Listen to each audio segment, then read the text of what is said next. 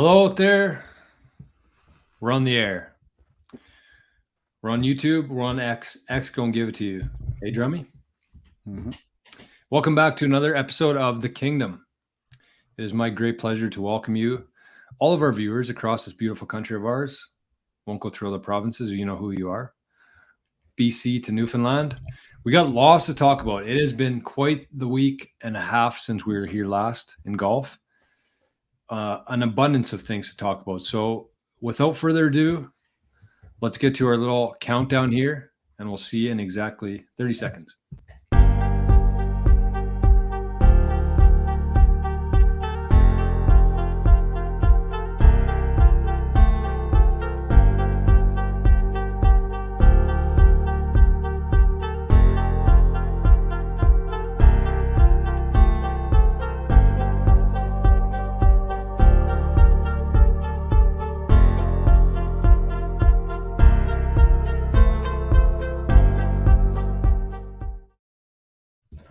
What is up, ladies and gentlemen? Welcome back to the Kingdom. As always, my name is Drums, and I'm joined by the brothers behind King Golf, Regan and Jordan Headley. As we always do first, we send it up north, see what's going on with our boy Reg. Reg, how you been, buddy? Well, it's been good. Good. Things are good. Had a casual trip out to NYC on the weekend. Checked out Morgan Wallen at MetLife Stadium. Didn't do any research before about what MetLife Stadium really was all about. 70,000 people. Holy. One of those things you can't really put into words. Like unless you're there experiencing it. I could see why 70,000 people would pay to go see him. Was that where I seen like the video going around of his walkout? Oh my god! Is that where that was? Absolutely electric. Like he does that walkout every show, doesn't he? Yeah. Oh, does he? He looked like a ball coming out. Yeah. Yeah. So they're trying this new thing too, where you have like a bracelet, and it's all synced up to the same color. So, like everybody puts their hand up, or everybody just has their hand, and it like flashes, say like orange to white to orange, so the whole place is just like 70,000 people just beaming at the same time. I think Taylor Swift did it, and I think he's like the second one ever to do it, and it's pretty cool technology. But I'm going to talk more about the golf in a little bit, but in classic fashion, because I can't ever just, give myself a day off or give myself a little bit of time to get caught up on life. Saturday, I decided that 3 days wasn't enough, so I canceled my flight on Saturday and pushed it back to Sunday. Canceled my flight Sunday and pushed it back to Monday. So I got home 8 o'clock Monday night, and I just kind of was just unpacking a little bit before I came on here. So, yeah, I don't know why I do it, but it's how I do it. So here I am. Perfect, but it was a great trip. It sounds like. Yeah, it was good. Really good. Do you remember much of the concert? Like, what was the encore? Do you remember songs? I don't know. I was hoping I had some help, but Post wasn't there. I'm thinking Post Malone was there the next night because it was Saturday night at MetLife. We were there Friday. Was there anybody else there, though?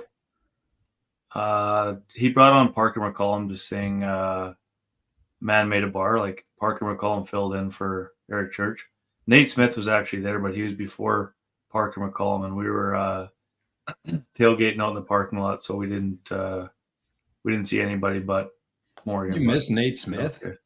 Well, he was at like 5 o'clock, so fair enough. There's plenty of sunlight to be had, and we were having a good time in the parking lot. So true enough. Yeah. Jor, how was your weekend? Probably not as exciting as Reggie's, but imagine pretty good nonetheless. Yeah, not quite MetLife Stadium. I know what you're talking about there, Reggie. I've experienced this 100 times. A good act being at Country Fest, but you're too dialed into the beers and the drinking games to give a shit. So shitty though. Nate Smith would have been good. Yeah, no, I was kind of pumped.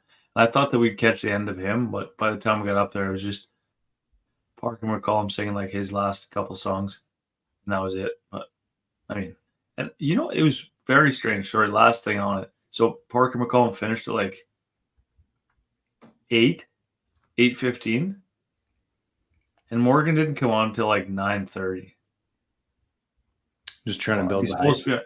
He was supposed to be at 9, and then like I honestly thought he was missing another concert. The last time we were supposed to go see him in Philly, he Oh, right. canceled due to vocal whatever. So He was I gooned honestly up. thought he was just pissed and bailing on the concert, but he showed up 25 minutes late. So Not much, not much going on here, Rossman. We had a good weekend here at the lake. Bridge had a couple friends out here, and we didn't do much. I golfed 3 rounds, I guess 2 rounds. Thursday men's league, Saturday night, and then we went out Monday night for a round. So it's been good. I'm in the middle of some struggles in the golf game right now. Not struggles, just some self-reflection, I guess, in terms of things that I need to be working on that I haven't worked on for a lot of years. And so I've been putting in some work, just like Reggie at the range. There's no range here, but we got a deck and we got some open space. So I've been working on a few things. Just struggling. I've been struggling. I can find the fairway, but I can't seem to get it close enough to the green to make a significant dent in the scorecard. So a little frustrating, but it's the first time I've really changed anything in my golf game since changing to a fade from a draw. So that was a lot of work. I think this is going to be a lot of work too. I should probably take some lessons or just see somebody about it, but I think I know what I'm doing wrong. I'm trying to fix it. And I guess we'll just have to see what comes of it. So other than that, though, we played Oak Island on Thursday too. We played 36 holes on Thursday, played 18 at Oak and then 18 at Wheat City for men's league. And you guys should see Oak Island right now. Oh my Crazy. God. It is just like, it was honestly, it looked like mid-July there. There was a couple greens that had a little bit of sand on them, but you could tell that they were recovering fast and there wasn't too much damage. They were just making sure they were perfect. But other than that, every fairway was just like mint as always out there, but it's mid-May right now. It's crazy.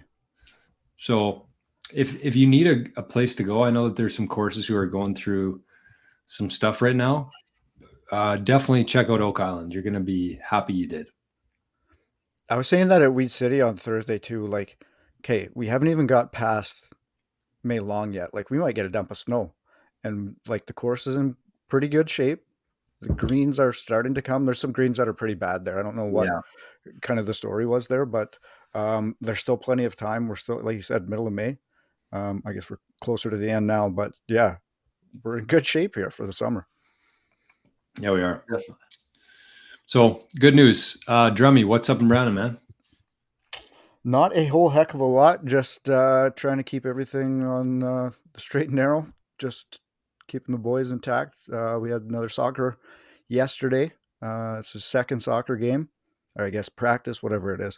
So it's just absolute chaos for 25 minutes, and then they get to play a scrimmage for like the last 10. And Luke actually scored pretty much on his own. Liz has to run with him for most of the session, but he did go by himself, got most of the way down there, and then just stopped at the goal, was kind of confused about what to do. And then once it came time where he had to start passing the ball again, it's an absolute meltdown, and we had to leave. So got to work on a couple things. Maybe sharing's not the best yet, so we got to get going on that. But and then we spent the weekend at the lake, first weekend there, getting everything up and going, and getting ready for the year. Men's night last night, actually we played Pounder, and our boy Dusty Dick was filling in for Patch, so got to meet Dusty for the first time. Good player, great player. I don't think he had his best round. Could kind of tell that, but still, you can tell that guy's a player. Oh yeah, yeah. When he's on, it's like a robot. Yeah, I can see that for sure. Yeah, but again, early in the year, I think everybody's just trying to get their bearings going again. My round was quite a bit better this week, but my back was so bad last week. Just holding the baby and like falling asleep on me. I'm in like weird positions trying to get him, so my back's just getting mangled. So I was kind of like favoring it, but like golfing better. So I was like, okay, this might be a thing where I'm not trying to come out of my shoes and do dumb shit.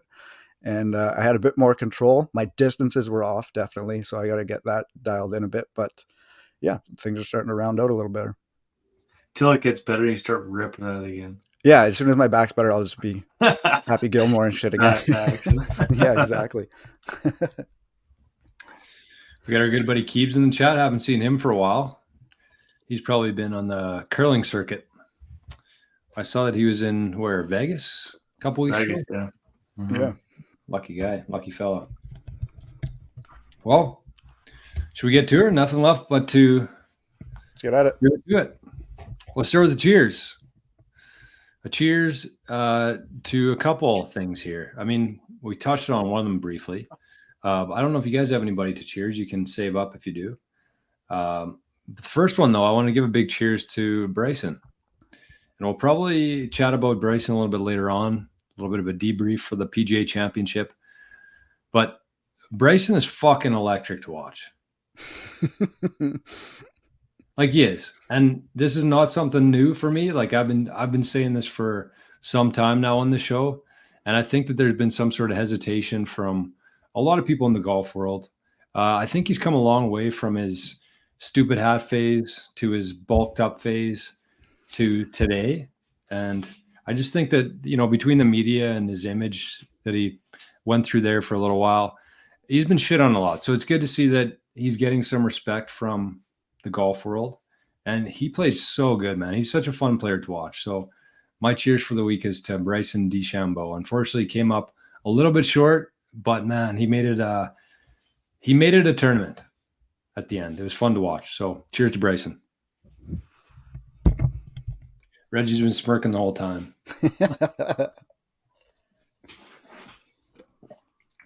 He does so many good things. He does his golf game's so sick to watch, and he does so many good things. But like going off the 18th green and just acting like an absolute animal, I don't know. Yeah, I'm fine with that. I don't know. Hey, at the end, yeah, he was jacked, and he should have been. Yeah. I think the best part was him going to the range to stay warmed up, and he's just launching drivers. Yeah, he is entertaining. There's no doubt about that. Absolutely. I wish Vic could have won, honestly, but yeah. So I mean, so if we're giving Bryson one, we definitely got to give our boy X one. I think this is long overdue. He's always been kind of up there. Yeah. He'll fade very a bit, but he's always very close to contention. In not just majors, like every time you look, he's up on the leaderboard. So good to see that one finally peek through for our boy X. So give it to I think that aside from Scheffler, honestly, on the PGA Tour, I think that X has probably been the most consistent guy for like the last couple of years, probably the last 2 or 3 years, maybe. Like he's always in the mix. He's number 2 in the world now. Is he? Is he? Mm-hmm. Like he's never out of a tournament. He's not like Rory. He's not like some of the other guys who, you know, get really hot and then they, you know, have a bad day or whatever it is. He just seems like he's always just like 3-4 under. He'll throw a good round in there, 7 or 8 under, always in the mix. Very consistent. I knew he was going to make that last putt. I think if I wanted one guy on earth to make that putt, it would have been Xander. I think I actually kind of agree with that. Like, I didn't realize that at the time I was watching it, but like, he deserved to make that putt for sure. Especially when somebody gets in a spot where they're like known. I mean, I said to all those guys on Saturday, they're like, "Who do you think's going to win?" I was like, "Well, Hovland, because he's won before. Maybe not. Has he won a major, Hovland?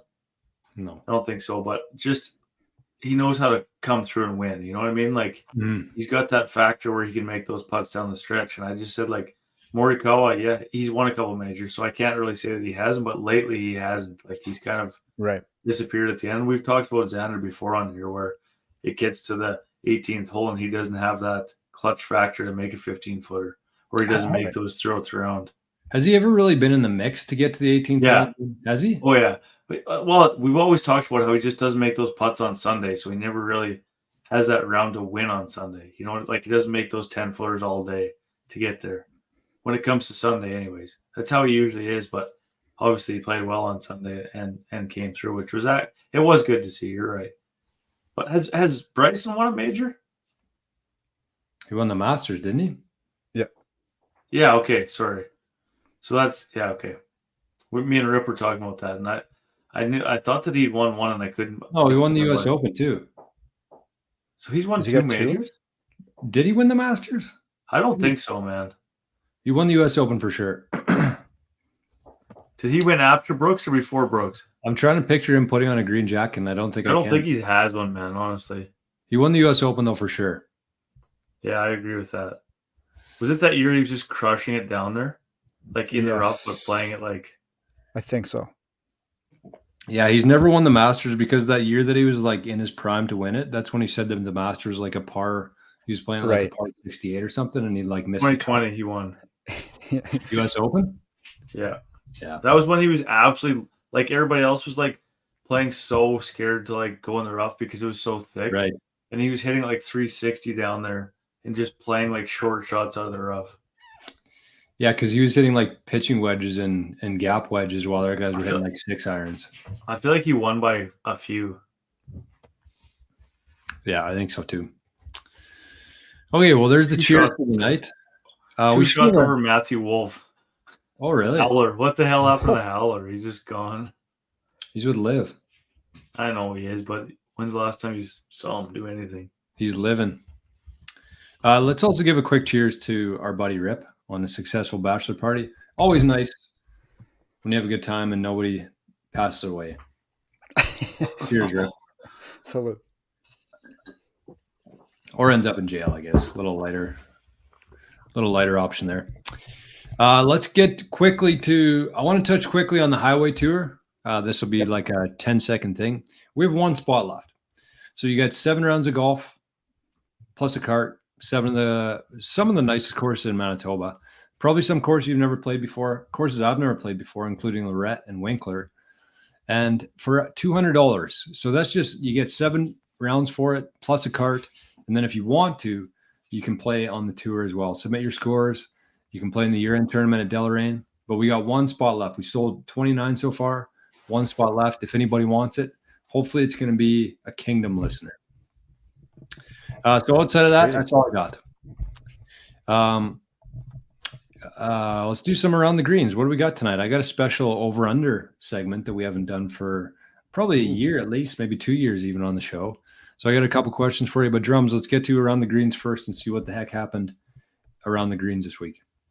First one I got on the docket, we got our boy AC is back in action this week in Belgium. He tees off 1 in the morning, so a few short hours here, and then he's 6 a.m. on Friday. Did you guys catch this one today? Our boy Monday Q got into a little Twitter back and forth with a guy after he reported on NBA player Austin Reeves attempted to do a Monday Q for a Corn Ferry event and shot 76. So then, of course, there's Twitter guys like, why are they wasting even putting him in the event, blah, blah, blah. I could make that. So he basically challenged the guy and said, I'll pay for your entry fee. Let's pick a date. You get there. I'll pay for everything. You go and try and Monday qualify. And some guy took him up on it.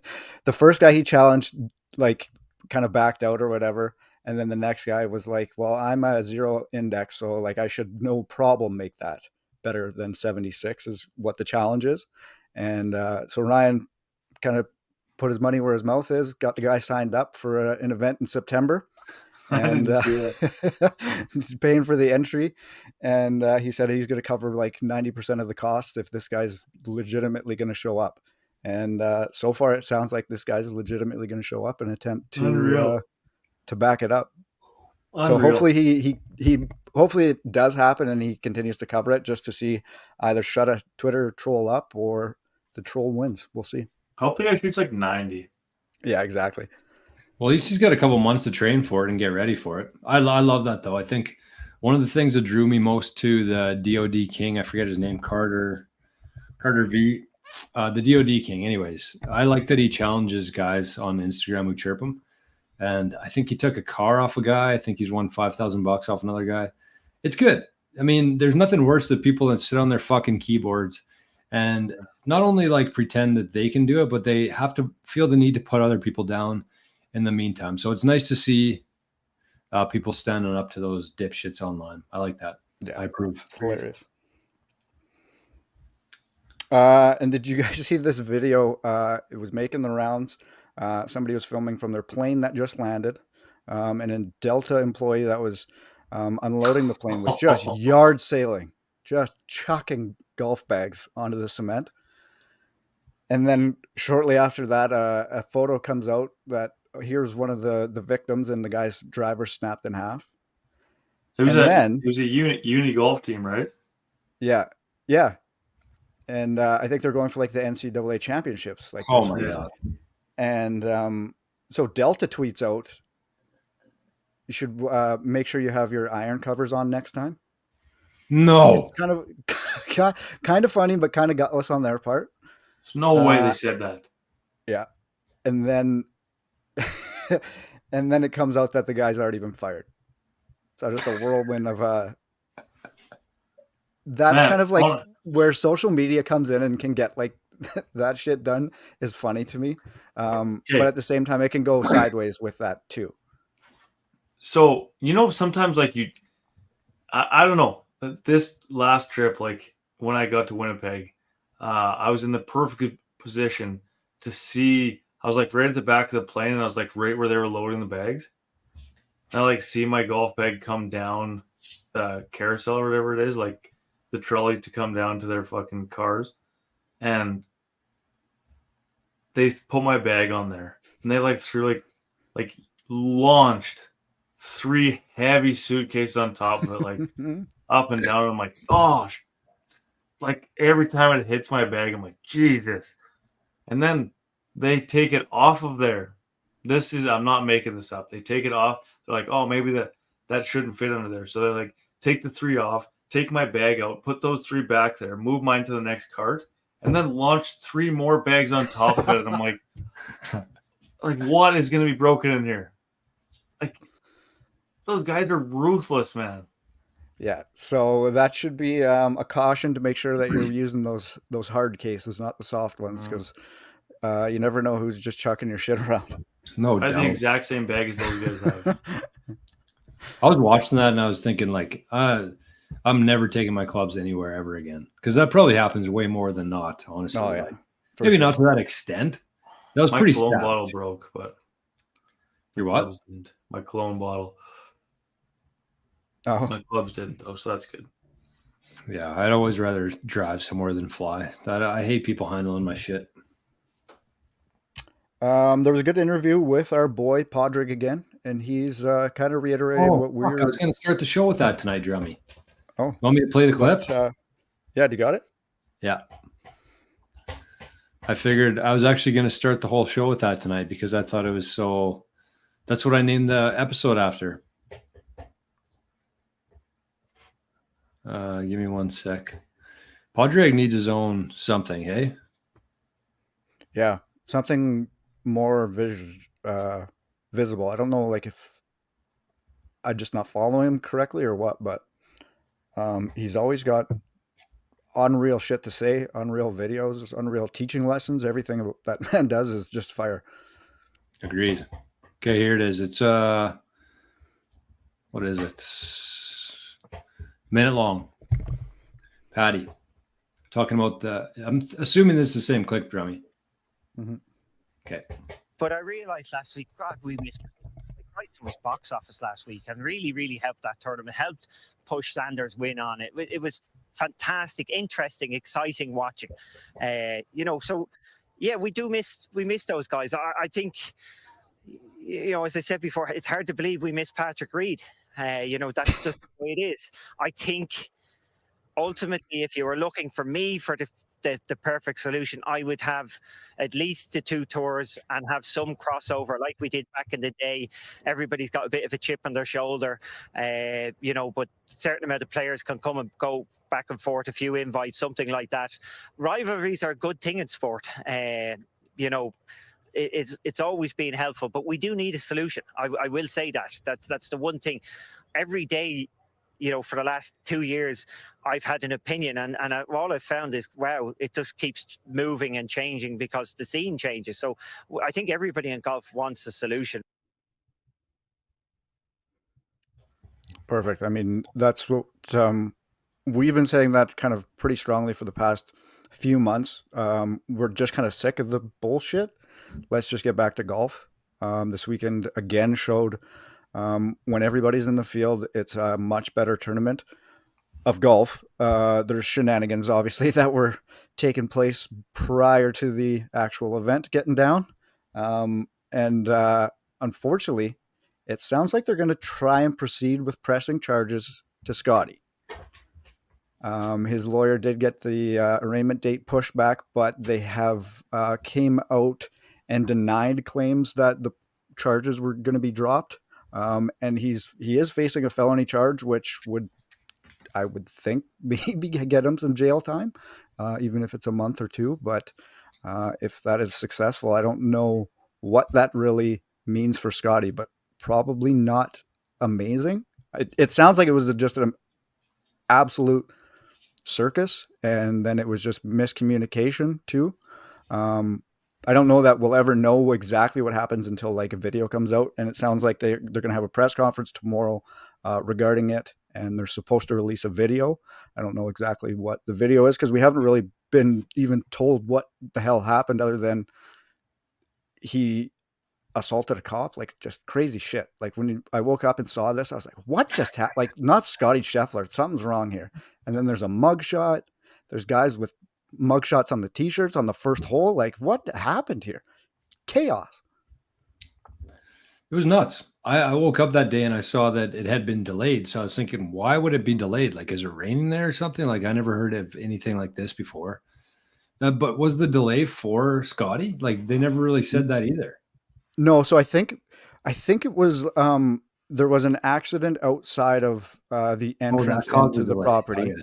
Yeah. And the incident involved, I think it was like a bus of volunteers.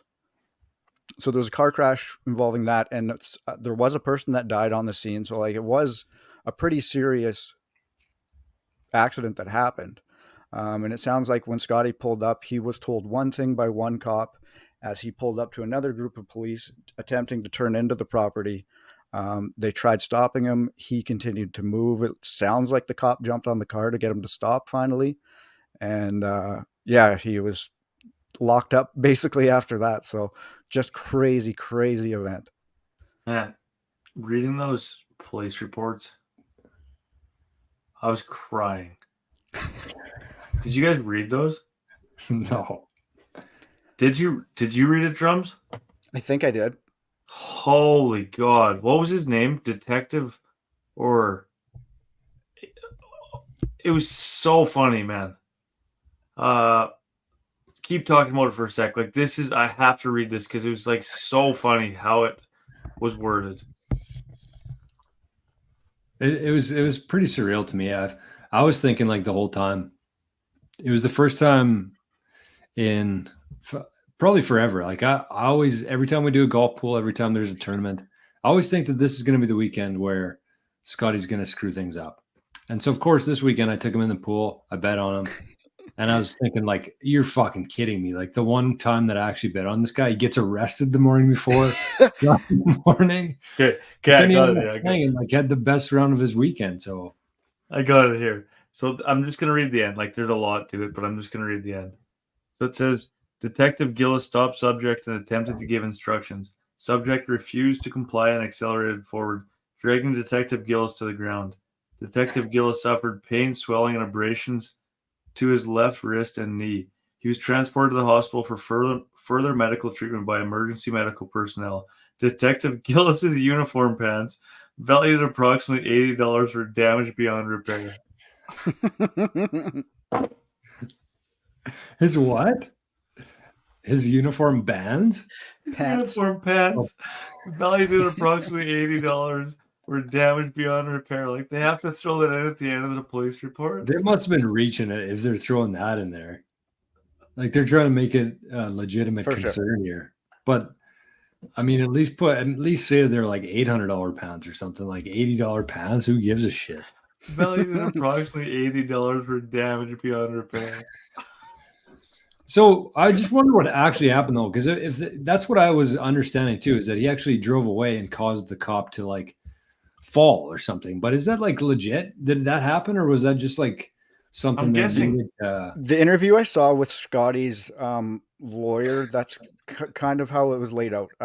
When he first came up to the scene, he was told by the first cop that he saw, okay, very slowly continue. You can go into the property. And then when he got to where he was supposed to turn, this cop grabbed him or stopped him again. And he was like, no, I was told I can continue on. I'm playing in the tournament. And the guy was like, no, you got to get out of the car. And he was like, no, I'm continuing, and like continued. And then it like knocked the cop over. The cop like tried to grab onto the window, I guess, and like fell over. Detective Gillis. So yeah, that's a tough look for Detective Gillis. But I mean, at the same time, if it wasn't the same profile of person and it was just Joe Schmo, how would this go? It's hard to say, but yeah, it's not a good look for everybody. Scotty, in my opinion, here's my whatever, but in my opinion, we talk all the time on here about how Scotty's like this boring guy who needs something to like make him cool and like make people like him. Like, I personally, man, Scotty might be like my second favorite golfer in Tiger now. Honestly, like the guy went to jail in the morning and comes out and shoots a 66. He was stretching in his cell. He said that in an interview. I was stretching in my jail cell. That's the first time for that. And he comes out and shoots a 66. Like they say, if they actually say that golf is 99% mental, there's nothing more in this world that could stop that guy than getting arrested in the morning, the whole major championship being delayed for you to get out of jail and come back to the golf course, and then you shoot a 66. That's all time, man. That is all time shit. I think he like changed if you just heard that a PGA in history, a PGA Tour player was arrested in the morning of a tournament and then was released and went on to play in the tournament, instantly you would think of John Daly, right? Nope. It's a good old Scotty Scheffler. Hilarious. It's bad boy Scotty Scheffler. That was what I was thinking when I first saw it. When I woke up, I was like, "Oh, is he not who we thought he was? Like, was he out on a tear the night before and like got Did a you or actually? something like that?" Yeah, that's exactly what I thought. I never thought that. I thought there was this. I just thought it couldn't be real, to be honest with you. And absolute shout out to the guys that like were on the first or second hole that had the mugshot on a T-shirt already. Amazing. Brilliant. And then there's another great video of. If there was a delay to get in there for a lot of people, that's pretty quick work to see it, to print it, to have the shirts, to get to the tournament on time. That's quick work. Yeah. Like big shout out to them. They should have been the cheers for tonight. There's another good video of our boy Bryson coming off the ninth hole. Yeah, tossing the ball into the crowd. Some guy hops up and grabs it, and then Bryson doubles back and starts giving the guy shit, making sure that the kid that it was intended for received the ball. So hey, good stuff from Bryson. Get back here. I mean, that honestly, like as good as that is to see, like I feel like in every sports, there's shit like that happens, especially in like baseball and stuff. But I mean, just the fact that Bryson went out of his way, like a lot of those guys you see walking through the crowd, like they're just so dialed in, they don't even really shake anybody's hands. It's one thing to throw a golf ball, but to actually like follow up with it and to make sure that the kid gets it and like completely derail your focus there, like that's pretty impressive to me. I will say, I bet you more too. Yeah, I would say it happens a heck of a lot more, and I would bet you 98% of the field would do something similar. Either get their caddy to make sure it happens or do it themselves. I think so too. And I just think he was leading, so it was like a good go to commercials showing this. I'm just saying, like watching that video, like he threw it and then just like you could tell he was like kind of in the zone at that point. he just kind of threw it. And I think most guys would just throw their ball into the crowd. They'd see somebody and then Carry just keep on. walking. Yeah. Yeah. But he stopped and saw that the kid didn't get it and like went out of his way to do it. I thought it was pretty impressive. And then the PGA Tour had an announcement today that they've entered a partnership with X, formerly Twitter, which will always be Twitter, to bring more real-time highlights and videos to the platform. I don't know exclusively, but I think they're going to get more and more coverage on X. So that's Nice. another win. Good for us. Good for us. Still Twitter on my phone. Yep.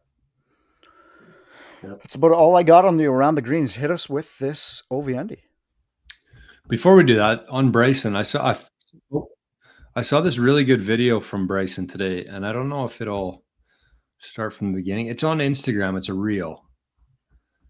We're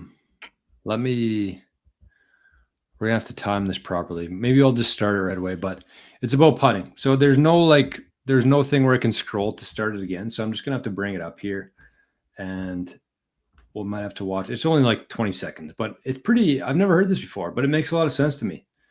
So I wanted to show it today. This is Bryson talking about uphill putts versus downhill putts. Let me see, make sure.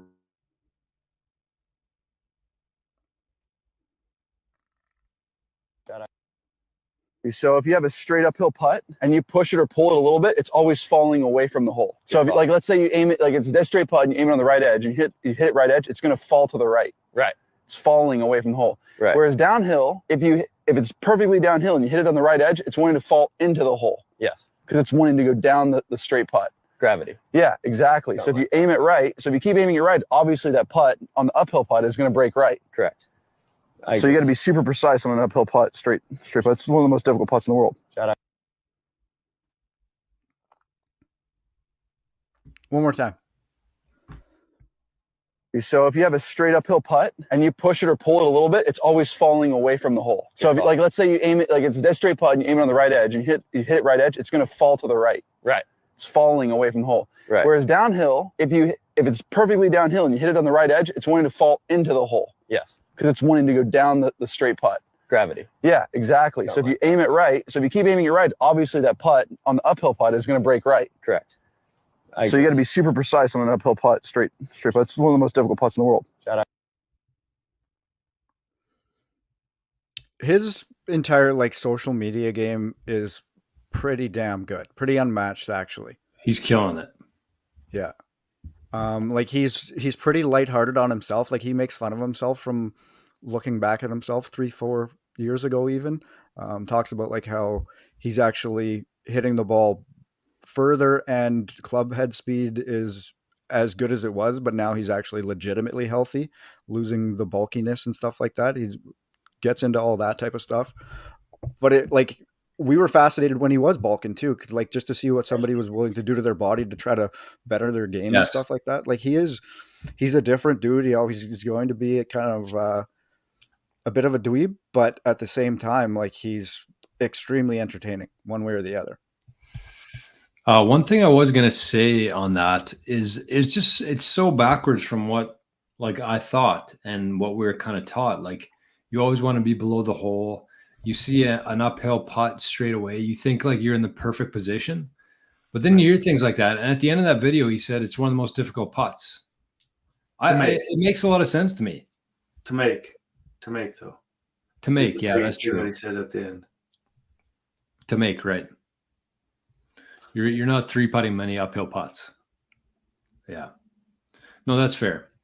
Mm-hmm. I just feel like there's also a difference between the PGA greens that they play on and like being downhill versus uphill.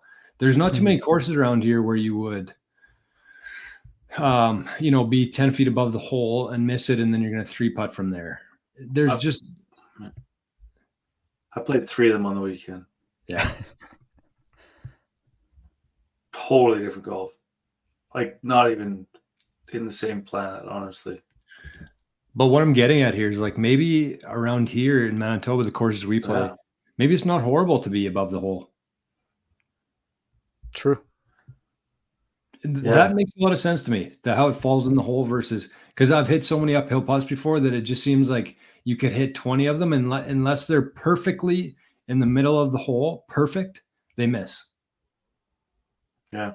Think about those putts at the Ironman, Reggie, when they're straight uphill on number 2 there. Those are impossible. You have to hit it so precise for it to actually go in the hole. But then you hit a green like 13 at Wheat City, you're above the hole, you're fucked. Yeah, depending on where the pin is there on the slope, for sure. But like I had a putt to save par on Thursday night from 8 feet above the hole, and it caught the right edge and fell into the hole for par. That makes sense how they fall more, but yeah, you're more susceptible to 3 putts from above the hole. But I know what you mean, Drummy. Like if the pin was further closer to the middle, down towards the slope, then yeah, you don't want to be above the hole there. You're kind of screwed. But anyways, I thought that was very interesting. Different way to think about things. Anyways. Okay, so I got a couple over unders and a quick question first.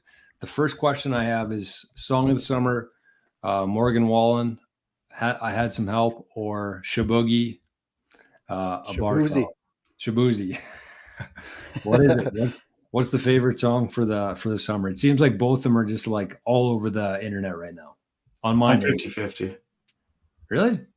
I'm Shabuzi. I'm Shabuzi as well. I think that Morgan Post Malone song is extremely underwhelming for how much we heard it for 6 months before it came out. And that's the only good part of the song to me is that 45-second clip that was going around for half a year. Like, it's not a bad song or anything. It's just it didn't live up to the hype that it garnered.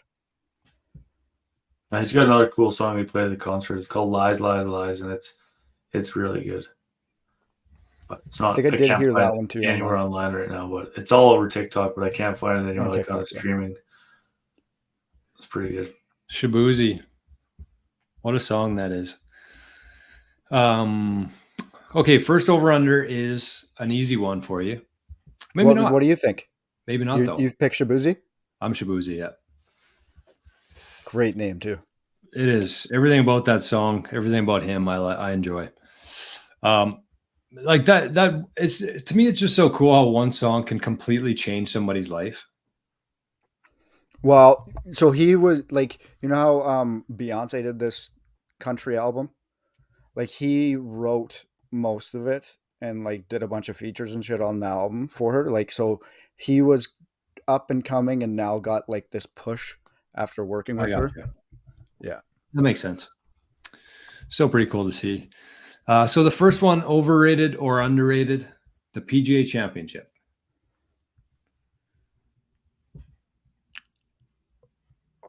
This year, I'll say underrated, but in general, I'd say overrated. It falls on a long weekend here now, too, which is tough because long weekends are always going to be at the lake, so it's harder to stay up on it while you're trying to vacation a little bit. And you don't want to be just inside the cabin watching golf while you're wasn't very nice trying to enjoy the weather. Yeah. But no, I think in general, overrated. Yeah. I don't know, man. That's if they gave that same coverage that they give to the PGA Championship to the players or any one of those big tournaments, it would be better to watch, I would say. Especially how much they tore up that golf course. Yeah. I'm not a fan of I get how like courses have to have you have to switch from course to course. The thing I love about Augusta or the Masters the most is it's the same course every year. You can get to know it. I just feel like there's way more of an opportunity to swing and miss when you're switching courses every year. I think that the U.S. Open itself should be transferred from course to course, and I think that the Open should be because it showcases all the courses on there. But I also, on that same note, I'm under the impression that the Canadian Open should also switch every year and show off a different Canadian course. I feel like the Opens get out of Ontario. If you're putting the name of the country or just the Open because it's in Europe now, I just feel like you have to have more. I don't know, more variety on those. But I feel like the PGA Championship, if they picked one very well-known course in the States and they stuck to it, I feel like it would have a way better following, and I feel like it would have a way better atmosphere than it has now. And maybe I'm wrong about that, but like if they find one spot that the guys can't absolutely torch and stick to it and make that course mint and make that the event that's played there, I feel like that's what makes the players so good, is that you just like, you've seen the players for so many years now, and you watch that tournament, and it's like, that's what makes it good. You know how it's going to finish every year. If you're just tuning in as a regular fan on a Sunday trying to watch Valhalla or Valhalla, whatever it is, for the PGA Championship, and you didn't watch the rest of the weekend, you don't really know what's coming ahead. It's not good fans experience, in my opinion, anyways. Yeah, like the Masters half of it is we're as in love with the course as we are in love with the tournament, right? And you know the course layout. We've watched it for our entire life. We know kind of through video games and everything as well too, right? Yeah, that's an underrated statement, Reggie. I think that that is a really good point. And I think that the one course that immediately comes to mind in terms of where the PGA should be, Pebble Beach. Yeah. But they kind of rip up Pebble Beach nowadays too. Or like a course in like Minnesota, like a like Whistling Straits and shit. Yeah. Whistling Straits, just every year Whistling Straits. Like just go grind at Whistling Straits. Or Bethpage. Make that course money. Or Bethpage. Yeah. So Reggie, do you say underrated or overrated? Oh, overrated, I would say. I was thinking the other way, honestly. I was thinking underrated for me. Because, I mean, if you talk to any average golf fan, they're going to tell you that the PGA is the worst major. So you're kind of starting there. But I don't know. I kind of like even last year we had Michael Block. Like it's cool to see all these club pros get to compete and compare what they shoot. You don't really see that anywhere else. Because when you're a kid, and for the average person, I think they think that your local golf pro is like an actual pro. So it's fun to see them compete against the actual pros. And we didn't have any cool storylines like Michael Block this year, but I don't know. I think it's underrated. It was a really fun. It was the most invested I've been in a golf tournament for a very long time, outside of like the obvious ones. But I don't remember being that. Last year was the same though with Michael Block. It was a big thing. So maybe they got things figured out a little bit. So the course that I played at on Sunday, the pro from there made the cut. No, he didn't make the cut. But he played on the weekend, or he played in the tournament. Really? At Meadowbrook. Yeah. That's cool. So all knew him, like all the guys I was hanging out with knew him, and he was in the tournament, which is kind of cool. That is really cool. Imagine like you're the pro at a course like that, and like you have your whole course kind of behind you. Yeah, like that's cool. Really cool. What was the other one I had? We might leave it there because we're at 48 minutes already. I got a couple more things to talk about. Maybe if I can think of the next one, I'll bring it up next week. But if not, we got fixture divots to do still too. I got to talk. I have to talk about those courses. I'd be a jackass if I didn't talk about the golf that I played on the weekend on a golf podcast. Because let's do fixture divots first, and then we'll talk about Reggie's New York experience, and then I got one thing to share, and then we'll wrap her up for the day. Drums, you got the fixture divots loaded up? Yep. So I usually have a nice little ad here to read for the Prairie Scratch Tour. They are the sponsor of this segment. But I think this weekend we'll just quickly cover their tournament on the weekend. So we'll get the info. Pretty impressive stuff, actually. I'll just make sure that I'm getting the names right here for the fellas. But the course was at Southwood. It was the first event of the summertime for the Prairie Scratch Tour. And the official leaderboard at the end of it was the champion, Ryan Blair. He fired a 69 -3.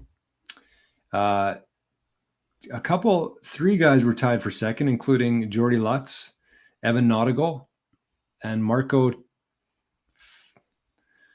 Tristan Jack. They were all up. They shot 70 -2. And we got Alan McDonald in there with -1. Drew Jones coming in a tie 6th. And Eric Prokopowicz, Dauphin fella, also tied for 6th at +1. So pretty good golf, I would say. It sounds like Ryan Blair, right after the event, signed some sort of scholarship. Did you guys see that? Oh, I didn't know. I'm pretty sure I saw that somewhere. After he won the tournament, and then he signed on with somebody in the chat might know. I thought he was already golfing there. You what? I thought he played there last year, but I could be wrong. And also shout out to Todd Fanning, -567 to win the what's it called? Champions, I think it is. Dang. The older fellas, the boys. So big shout out to them. That was at Southwood on the weekend. And sounded like it was pretty wet, pretty rainy, but we got the tournament done and some pretty good scores out there. So Great score. Quickly, Drums, though, before we do this, we'll break things up a little bit here because I missed Barrett's comment here. What Canadian course would you guys like to see if the RBC, if they ever change the rules? First one that comes to mind. I mean, depending on length, I would say Cabot. It has to be Cabot. We've talked about that like since the beginning of the podcast, how there's not been a tournament there. Obviously, the accommodation situation's kind of holding them back a little bit. Yeah. But I feel like they could figure that out. I don't think they could. I don't think it's something you can just figure out, honestly. I don't know how they could do it. I really don't know. How close is the nearest like lodging? Yeah, we're talking like hours away. Half hour at least. Yeah, no. I don't think that's that bad. No, it's not a half hour, man. Half hour's the shit motel that we stayed in. That beds 10 people. Like, I mean, you're going all the way to Halifax, or you're taking a ferry across the PEI, or you're going to Sydney, which is like a few hours away, which probably doesn't have that much for accommodations. Like, people have to basically fly in and fly out for the tournament. Like, I could see more of a skins game happening there than I could see an actual tournament.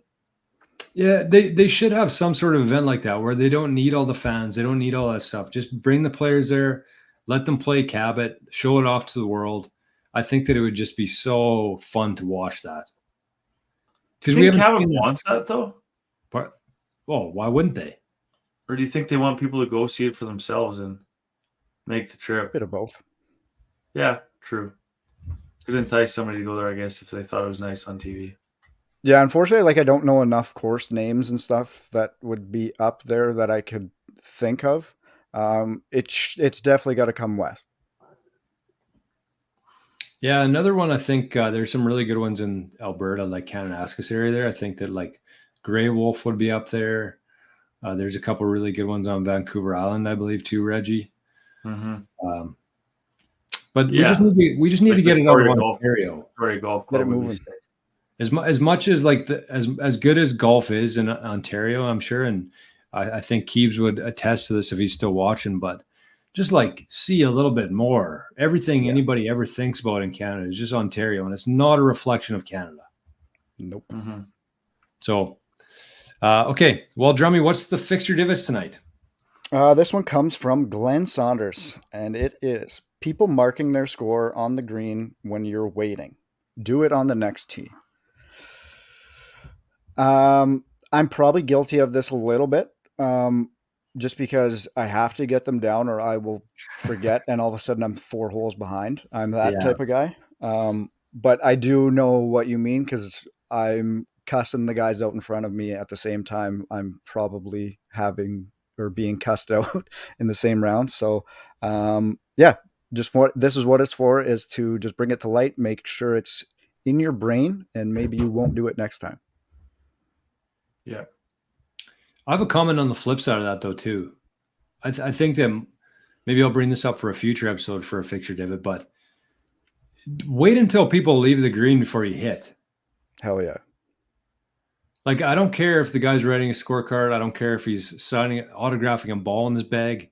Wait till the people beside the green leave that area before you hit at them, because you're probably not going to hit the green every time you shoot it. And people are 10 or 15 yards off the green right in your area. Like, that's just waiting for something really bad to happen. And I don't care how mad you are, how fast you want to get done the round. just fucking wait like 2 seconds for people to clear the green before you hit the ball.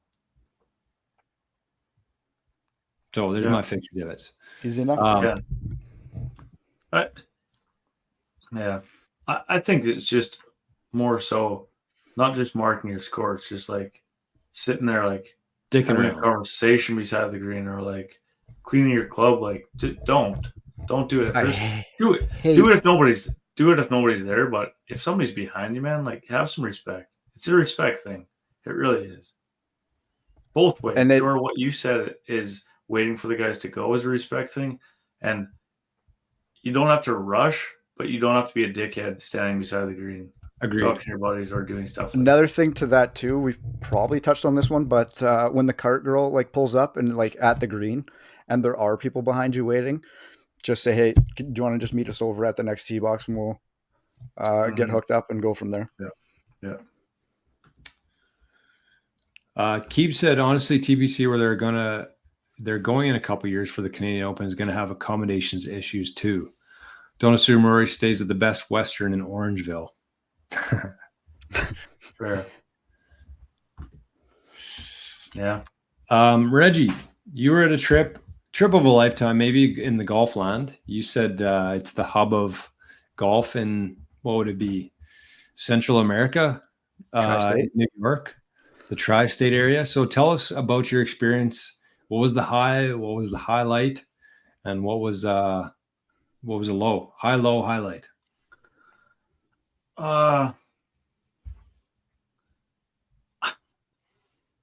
It's another thing. It's like the Morgan Wallen concert. It's like, it's something you can't even, you truthfully can't put into words. You can't show somebody a picture and be like, man, look at this. What were the courses? We played Glen Oaks on the Friday. We played Sabonic, which I played last year at Rip's engagement. And then I played Meadowbrook. And like these Glen Oaks, man, holy smokes. There's been some PGA events there, right? Yeah. So do you guys remember when DJ took the shortcut there and Spieth played out to the fairway? Mm-hmm. So that's 8. Well, there's 27 holes there, but that was the 9 on one of the holes. That was 18 that day. So that was at Glen Oaks. What tournament was that? It was I believe it was Northern Trust. It was in the playoffs, and it was hosted there. And man, it's like Rip said they call it the Augusta of New York because it's like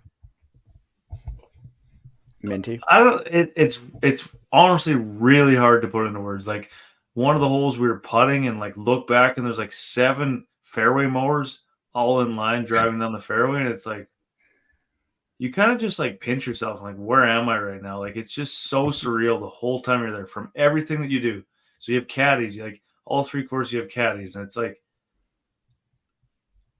they read every putt for you. They try to tell you like details on every shot that you hit. Like, it's just it's nearly a totally different sport than what I came back to Gilbert last night and played, and you're playing men's night by yourself, and it's like it's honest. I was thinking last night, like, it's honestly like kind of like a different sport. Like it truly is almost a different sport. And not only that, so I said this is like the purest greens that I've ever. I thought Cabot was sick. I thought that Sabonic was sick last year. These greens at Glen Oaks, man, like it's not even real. Like it's I don't know how to describe it. To just perfect, man. Like, so fast, so pure. So if you hit a good putt, it goes in. They tell you where to hit it, and if you hit it good, it's in.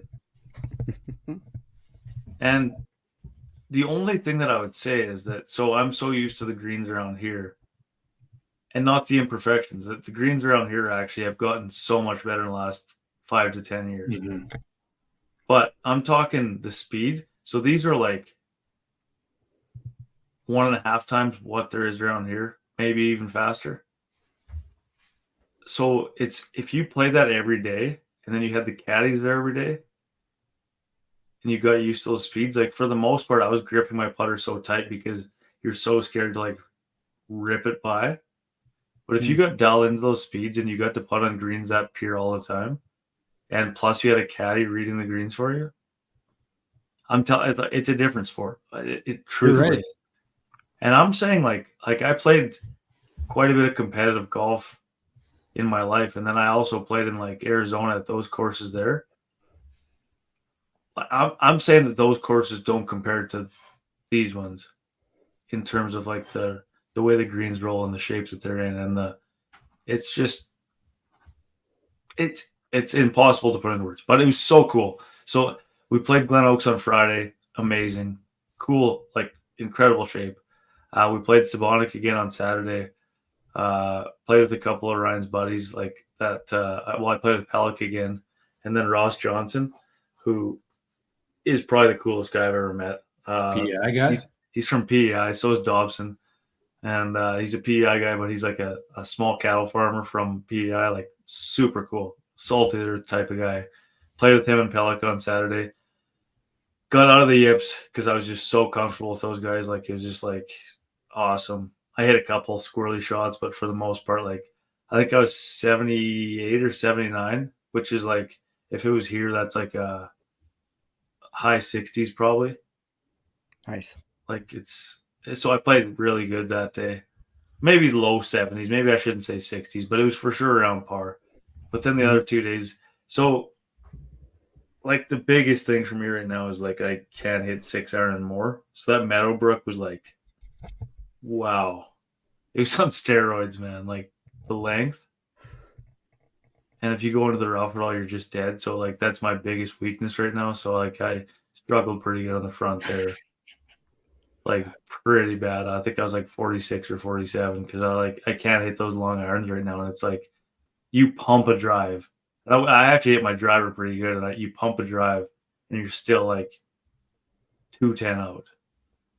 To an elevated green with bunkers surrounding it, long rough, like the championship. We had a couple of those rounds in PEI this year where we did 5 or 6 irons into every green. Every green. And that's like my ultimate weakness right now. So then like I played Gilbert last night, and I was like 77 or 78 with like 8 tops on the long shots, but then I still made hay when I could, you know what I mean? Like, whereas on those courses, you just get completely exposed.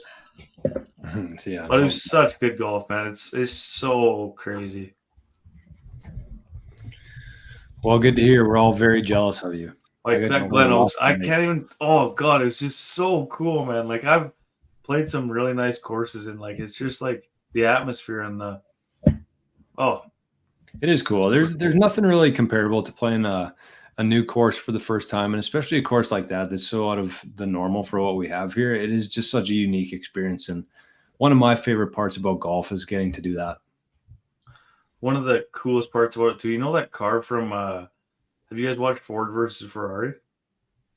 No. You have drums? Yep. You know that blue Ford? The Shelby? Yeah.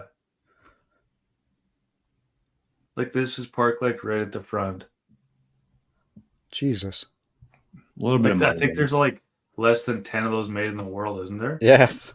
I think it's something crazy like that. Third car from the front, we pulled up. And big baller country. Yeah, it was crazy. But I'll send you guys a couple of pictures of it. Obviously it's kind of a private thing too that you don't want to share too much info about it. So it's kind of, but it was absolutely amazing, and I'm very thankful for being able to go there. Like it was a very cool experience. I feel like I kind of had the same expectations pulling into like Elmhurst and Pine Ridge when we dropped off the stuff there. I was like, there's going to be like some Shelbys here, some Ferraris, and there's like Corollas there and like vans and stuff. I'm like, man, these people must like maxed out their lives trying to get a membership at Elmy. Oh, but I mean, I'm the same I'm in the same way. Like if I had the choice between like getting a membership at a private course or getting like a new vehicle, like I'm going private or membership every time. It's like the whole lineup is like that was the only picture I took the whole day. Just to the cars. Yeah, it's like wow. It's just Christ. So cool. Okay. Well, we're a minute 4 here, Reggie. I just want to end with a couple things here. So the first one is the King Cup, July 19, 2024. We have 33 or 34 teams sign up right now, which is the most we've ever had. I think we're going to push it to maybe 40 teams this year. But again, if you're thinking about playing in the King Cup this year, we're getting pretty close. And this is the earliest it's ever happened before. Obviously, we changed weekends from the Bird Cup last year and the Big Rock. So we haven't been advertising it too much just because it's going to be sold out right away anyway. So if you are sitting on the fence or twiddling your thumbs, make sure to let us know that you want to play ASAP. ASAP as possible, as Michael Scott would say. Okay, so the last thing I want to end with here today is from Greg Norman's Instant Lessons. This is one that I actually talked about at the end of last golf season. And then I was reading it today, and I actually posted this on Instagram yesterday. But I was thinking about it. It's like the thing starts here by saying at the end of each season. And I think that at the end of each season for Greg Norman would be different than at the end of each season for us guys in Manitoba here. Because the whole thing here is that you kind of rate yourself. You go through what you need to work on. But it doesn't really make a whole lot of sense to do that in October and then not think about it again for the next 4 months. True. So I kind of reread this in terms of like at the start of each season. So like after a couple weeks, see where you're at, get a feel for yourself. And I want you to try this out sometime this week or next week. So this is what it says. At the end of each season, or in this case, the beginning of each season, I take a pencil and paper and make a brutally honest appraisal of the state of my game. If you're serious about wanting to improve your game, you should do the same thing. Divide your game into driving, fairway woods, long irons, middle irons, short irons, wedge play, bunker play, chipping, putting, and scrambling. Then give yourself a handicap in each area. So if you're a 15 handicap overall, but have a reputation as one of the best putters at your club, give yourself a 5 or maybe even a scratch handicap in putting. But be honest on the other side too. If bunkers have you completely baffled, don't rate yourself better than a 30 out of the sand. This exercise in honesty will do 2 things for you.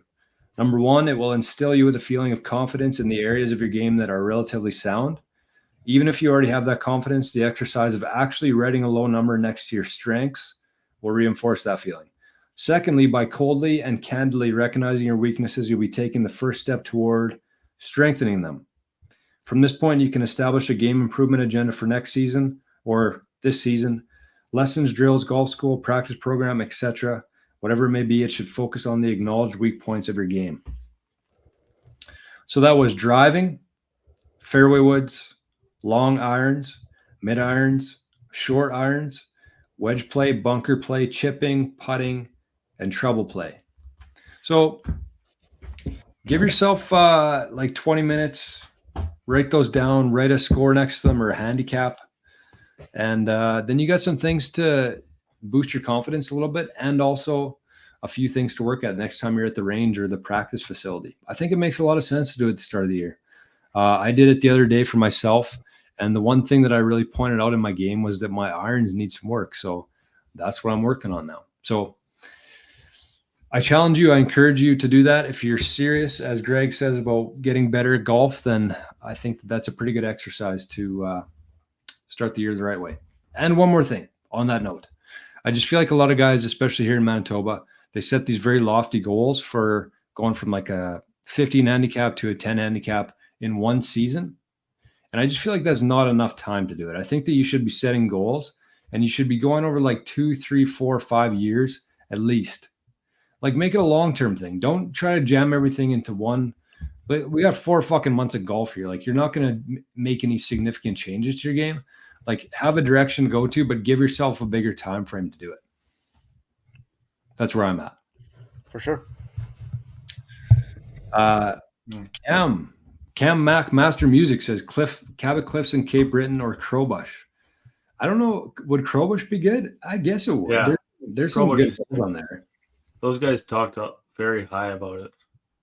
Who? Like Dobson and Ross talked very high about Crowbush. It does seem like a course that would be set up well for an event like that, for sure. Mm-hmm. It's tough too. Mm-hmm. They could make that course really hard. Yeah. The only thing I would say is the first couple holes got demolished by the hurricane there a couple years ago. Mhm. So it's not as pretty on the eyes as it should be. Yeah. And one thing too, like I was talking with a caddy actually at that Meadowbrook, and they used to host a senior event every year. And he just said like the tour stopped paying them enough money to make it worthwhile to shut down for a month to make the course better for those events. And the members were pissed Right. because Makes they're sense. shutting it down and they're not making enough money to piss off the members. And that's why a lot of courses don't host. That makes a Yeah, lot of like sense. if you're a member and you got to pay that insane ticket every year and you can't play for a Mhm. month, Yeah. understandable. Yep. Okay, well, we gave it our best shot. We ended at an hour 10, but it was a good episode tonight, boys. Mhm. I don't know what we're going to do yet, but this was a Wednesday night because we missed the long weekend. We're probably not going to do Sunday shows on long weekends, but Cam says Brudenell Dunderave worthy. Dunderave would be phenomenal to do a Mhm. PGA event at. That's such a sweet course.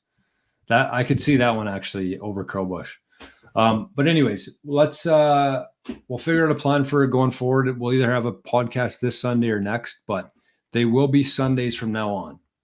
This was Yep. just a long weekend thing. No. It's pretty tough to do a podcast on a long weekend. Everybody's busy anyways. Nobody will be tuning in. So well, we wanted to catch you tonight though. So anyways, Drummy, take us out of here, buddy. Yeah, that's it. We are out of here for this week. We'll see what happens Sunday, but I'm sure we'll be here. I don't know that we got much better else to do unless we're True. golfing this time of year. That's it. We're out of here. Love you, boys. Peace. See you, fellas. Love you, boys.